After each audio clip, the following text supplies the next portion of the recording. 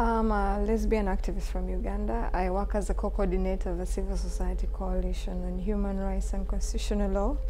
The coalition has been leading the national fight against the recriminalization of homosexuality by the Parliament of Uganda through awareness-raising projects, but also using legal remedies to ensure that the laws are not passed.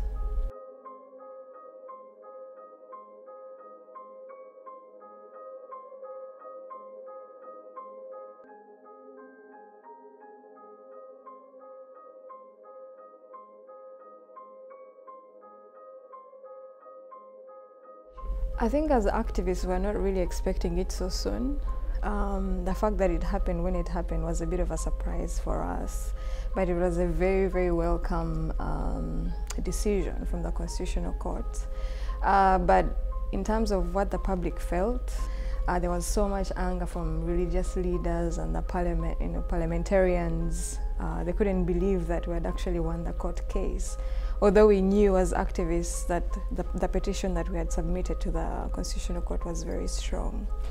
Unfortunately, that legal win did not guarantee that the situation changed for LGBT people in Uganda. There continues to be more attacks, there continues to be a repressive environment for LGBT people to live in, but also for us as activists, we still feel the repression of freedom of expression and freedom of association, largely because of international pressure and all the sanctions that had been put on Uganda. The president of Uganda has basically said, the government needs to slow down on the treatment of LGBT people or the criminalization of homosexuality. But there's no guarantee that MPs will listen, because they do need that political leverage that these anti-gay laws bring for them. I think that African countries, Uganda, Nigeria, act in impunity because they think there will be no accountability to attacking a minority group or acting with impunity. And I also feel very afraid when the international community remains silent on human rights violations happening in countries because they don't want they don't want the backlash towards the communities that they're fighting for.